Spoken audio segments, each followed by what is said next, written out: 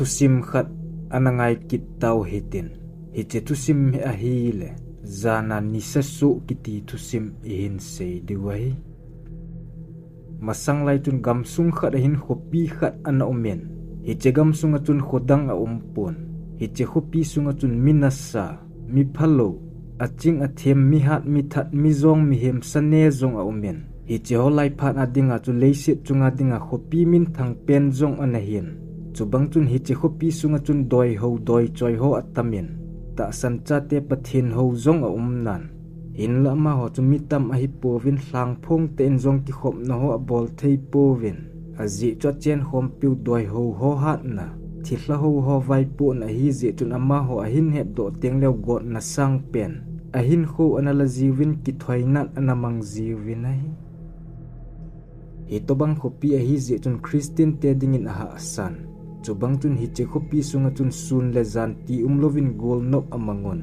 hiche khopi sunga doi ho ho tun hapta khat sungin khat ve ki thoina nei jiwin hiche ki thoina dingwa tun nau cha ham a hi lo le mi pi hling ham khat athat jiwin athisan tun a ho pau setan chu su lung hlaina nei jiwin hiche ki thoina dinga chu mi hem le nau cha to do theilo teng le khopi sung cho chot wa amat kha kha ki thoina man jeng jiw a hin hiche azong cha mu zo lo le ama ho khat pen pen ki pe do jeng jiw a hin chubang chun ni ahong chen ki thoi ni khu ahong hlung tan hi chen ni hin ki thoi na ding a to do theya tapon hiti hi je chun doi ho ho gol hlang pha bep hin a ho pau su lung hlai na dingen khopi sungin mi hem a hin holun hiti chun khopi sung cha chonun a hi le nunga chapang kha ina ko na hung pot do hi aga tu khavin hi chun pasal ho chun amanun amat utoki tu chun amu ponin akan pe un apui mangon hi chun aki thoi na diu mon chun apui zovin hiti chun jan khang kim ananga on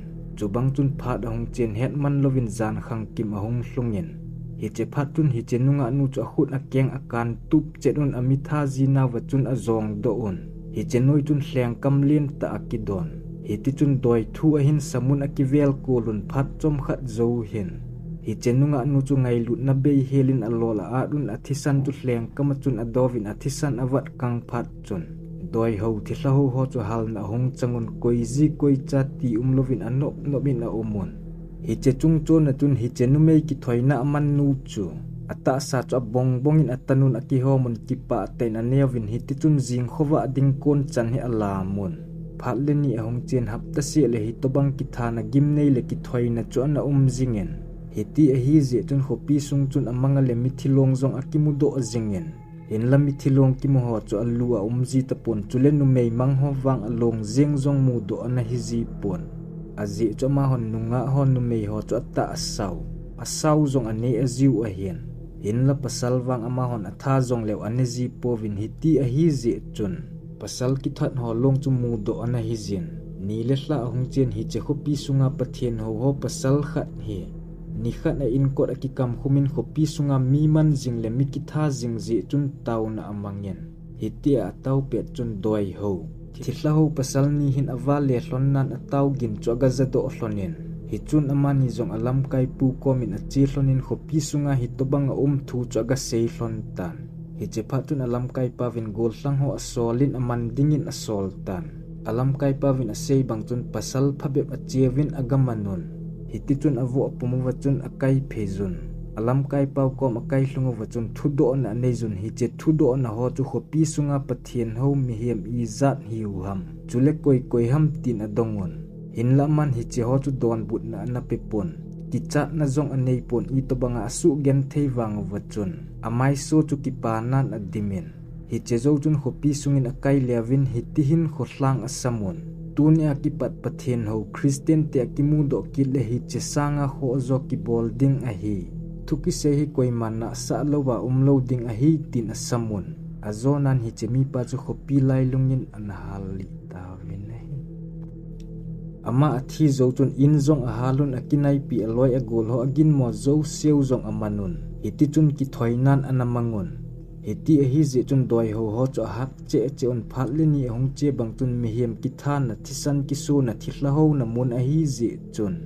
khosung cho gim nei jin jan teng le ka le mau pen gin nui gin ho akiza jing jeng tan phat le ni hong chen kum khat lam ana che tan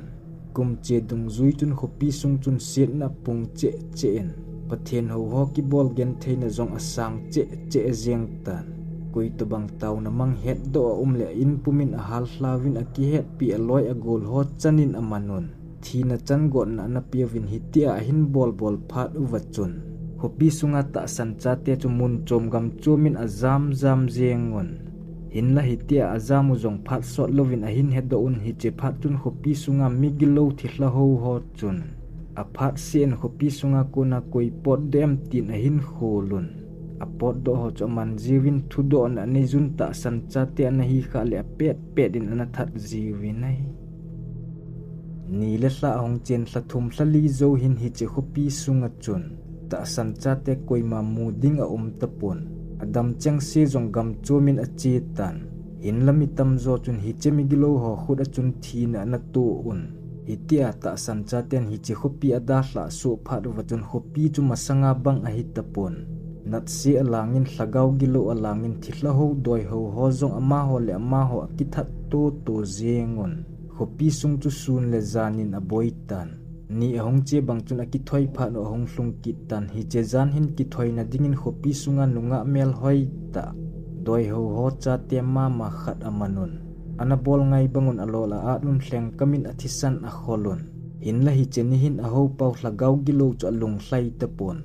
hitia aki thoi lai ta wachun mi hem te mu theidin ahong ki langin aman hitin a sejen tunia ki pat hi che khopi sunga million milal ho cha te thisan bo ka san ding a hitai ama sa pena na khopiu lam kai pa chanu thisan nei pe diu a hi tin a sejen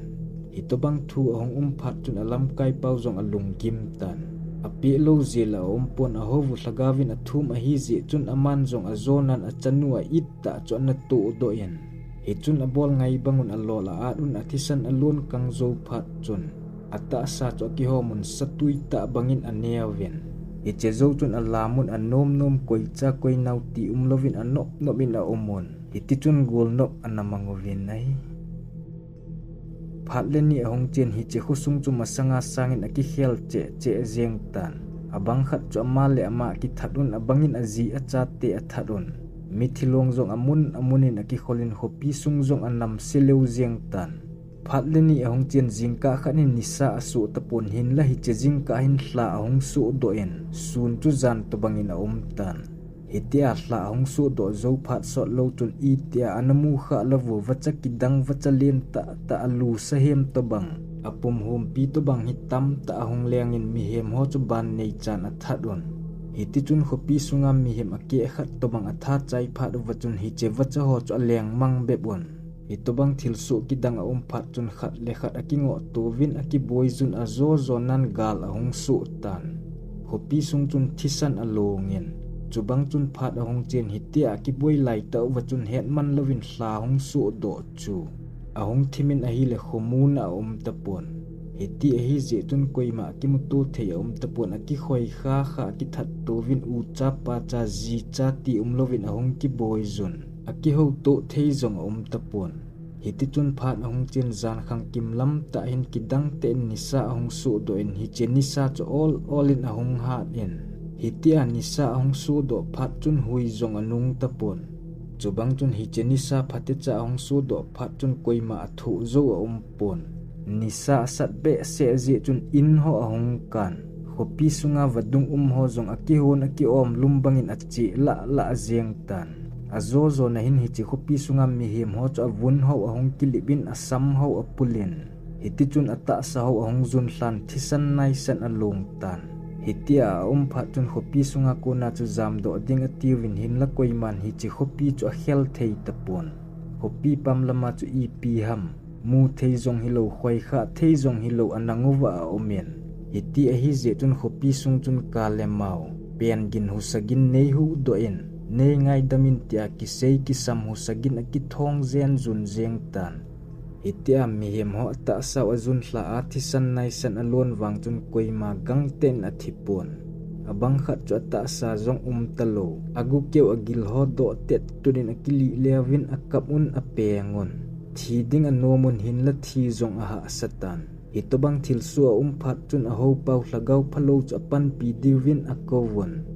hin la koi pan pi male in hi che hlagau phalo chu hoiza ham koi man a heta pon chubang chun phat hong chen phat sot thim zo hin nisawa hat ta chun hi che khopi chu a kho honan me a kong do in khopi sunga se mi hem kan hing Thilsoh se chu akatan in la I to banga me a kon wang chun me khu kiti a pon a khu zong me a hin hi ti chun khopi chu akawamin asunga chiang hlagau phalo ho zo se zong su mangin ana omen khopi zong vut vai akisu ta nei